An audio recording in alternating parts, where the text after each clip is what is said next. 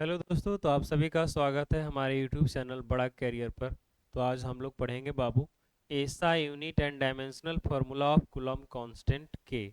जो के होता है कूलम्ब कांस्टेंट में, इसका डायमेंशनल फार्मूला और एसआई यूनिट कैसे कैलकुलेट करते हैं, इसको हम लोग देखेंगे एक शॉर्ट वीडियो में। बहुत 2-3 मिनट का होगा। तो चलिए आइए हम लोग इसको देखते हैं। एसआई यूनिट हम लोग जानते हैं, कूलम्ब्स लॉ से हमारा फार्मूला होता है एफ इक्वल टू के Q1 Q2 by are square. इसमें आपको इसी के का यूनिट निकालना है और डायमेंशनल फार्मूला। तो आप इसको क्रॉस मल्टीप्लाई कर लीजिएगा। तो के Q1 Q2 इक्वल टू आ जाएगा एफ इंटू आर स्क्वायर। और यहाँ से आप के इक्वल टू फार्मूला लेके आ जाएंगे F into R square by Q1 Q2। ठीक है, तो इसी फार्मूला के हेल्प से अब आप इसका यूनिट निकालेंगे। कैसे?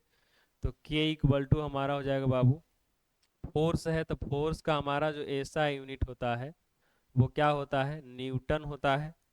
R यानी डिस्टेंस होता है चार्ज के बीच, तो ये हो जाएगा मीटर का स्क्वायर हो जाएगा।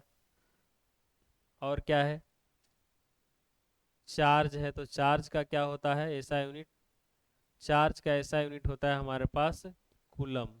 तो दो चार्ज है तो कूलम हो जाएगा। यानी के इक्वल टू आ गया न्यूटन मीटर स्क्वायर पर कूलम स्क्वायर। इसी चीज को आप ऐसे लिख देंगे, न्यूटन मीटर स्क्वायर पर कूलम स्क्वायर। या इसी को हम लोग ऐसे भी लिख सकते हैं, न्यूटन मीटर स्क्वायर पर कूलम स्क्वायर। तो ये के का यूनिट होता है। बार बार ये एग्जाम में पूछा जाता है के का यूनिट कैसे निकालते हैं। तो हम लोग सीख गए के का यूनिट कैसे निकाला जाता है। डायमेंशनल फार्मूला भी आप इसी से निकाल देंगे के का। तो के का डायमेंशनल फार्मूला क्या हो जाएगा, फोर्स का डायमेंशनल फार्मूला होता है ml T⁻²। और आर डिस्टेंस है तो डिस्टेंस का क्या हो जाता है, डिस्टेंस का आपका होता है एल। तो ये हो जाएगा एल का स्क्वायर।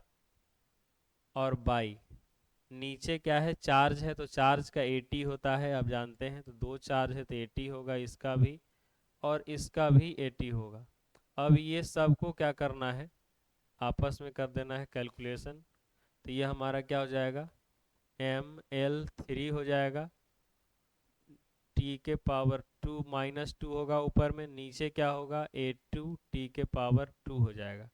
इसको क्या करेंगे बाबू, ऐसे कर लेंगे ml3 T⁻²। नीचे जो प्लस में रहता है वो ऊपर जाकर माइनस हो जाता है, इसलिए A-2 और T-2 होगा।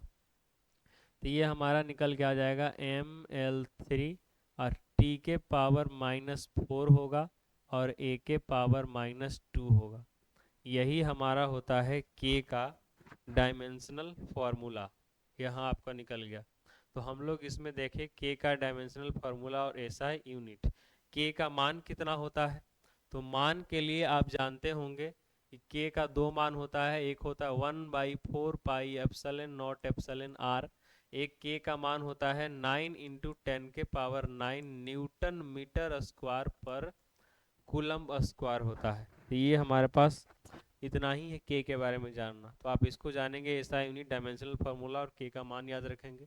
फिर हम लोग मिलते हैं नेक्स्ट वीडियो में। Thank you.